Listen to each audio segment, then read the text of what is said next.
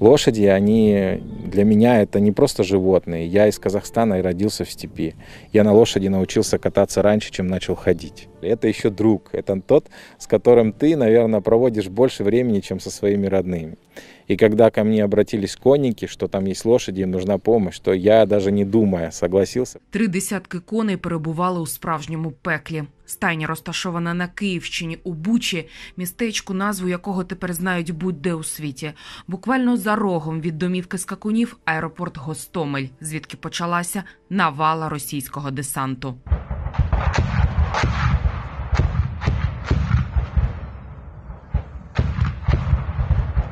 За 2 доби безперервних вибухів перелякані тварини ледь не збожеволіли, а потім росіяни захопили стайню. У оккупантов здесь был госпиталь. Они привозили сюда раненых, они здесь лечились, капались. Кстати, можете посмотреть, даже есть, осталась форма. Даже не хочу ее брать в свои руки, это гадость. Есть вот табличка с его именем. Шакиров А.В. Шакиров А.В. Остались вот какие-то капельницы. Причем капельницы, чтобы вы понимали, нашего производства дарницкого натрий хлорид. Вот.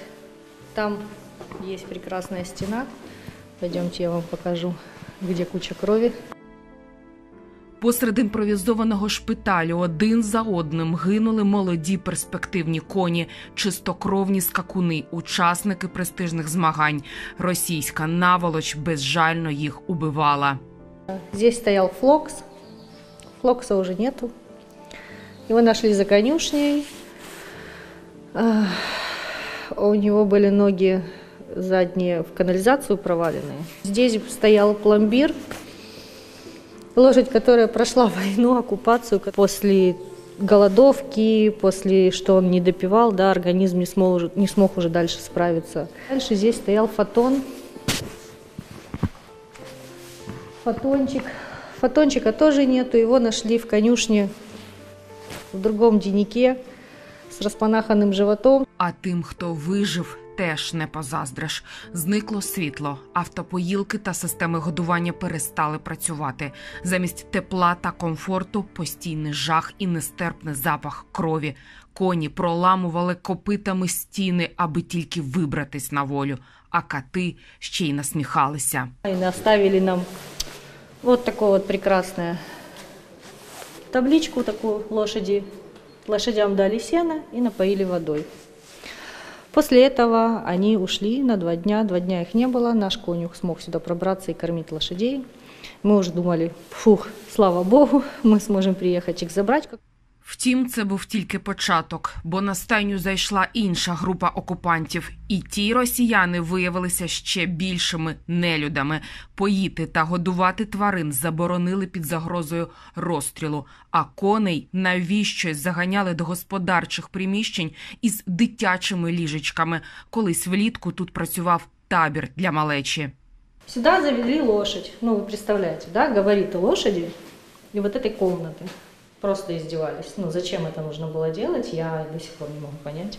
Саму стайню окупанти розтрощили та буквально перетворили на смітник. Що було цінного, забрали як трофеї. Навіть парфумами спокусилися, а от благами цивілізації відверто гребували. Они и в туалет ходили здесь, хотя у нас есть нормальные туалеты, да, цивилизованные, ну, во всем мире. Но они почему-то решили это делать на вещи, причем закапывали это как собаки, да, вот они сходили в туалет и закопали за собой. Ну вот в эти все конные вещи, там дорогущие попоны, вальтрапы, то, ну как бы в амуницию, это, ну просто свиньи свиньями. С диваном, кстати, я не знаю, что с диваном, мы боимся к нему подходить, поэтому не подходите, он разложен. Возможно, что-то они там оставили. Коней за кілька днів загарбники все ж випустили. Не через добре серце, а заради власного ж спокою. Бо тварини від жаху вже скакали по стінам аж до стелі. Здичавілих улюбленців конюх потім довго шукав полями. І зрештою їм усім разом знайшовся прихисток на приватному подвір'ї у Ворзелі. А волонтери врятували тварин від голодної смерті. Было всякое. Ну, мешки вспарывали, искали что-то там. Было, что стреляли по машине. Было, что стреляли по мне. Каждый раз была какая-то новая экзекуция. Меня там раздевали наголо, искали что-то на мне. Наколки там какие-то висковые, там следы от бронежилета. Вот. Стреляли над головой или над машиной из крупнокалиберных снарядов. Вот. Ну, пытались унизить, говоря, что я ненормальный, зачем я сюда езжу. Але попри все коні вижили. Виснажені тварини вискубли всю траву, яка вилізла з-під снігу, видирали коріння та їли разом із землею. Від голоду ребра стирчали крізь шкіру. Може, вони зовсім другі, я їх взагалі не узнаю. Кошмар, Лаки вообще худющий, как щепка. Лаки! Лаки! Голодные, бедные. Ужас. Лакі взагалі ледь не втратив око. Кістку роздробило в якійсь парі сантиметрів. Та й на всіх врятованих коней не можна без сліз дивитися. Бідолашних посікло уламками снарядів. 6 ж загинули. Одного мы продолжаем искать. Продолжаются поиски, мы не знаем, где он, мы не знаем, жив он или не жив. Этого коня последний раз видели в эпицентре Бучи, но потом, это 10 марта была сделана фотография, через 2 дня эпицентр взорвали. Мы не теряем надежды, и мы будем его искать до последнего, пока не найдем. Від'їдатися до звичайної ваги коням доведеться щонайменше кілька місяців. Щоб забути про людську жорстокість, знадобиться може не 1 рік. А от шрами точно залишаться на все життя.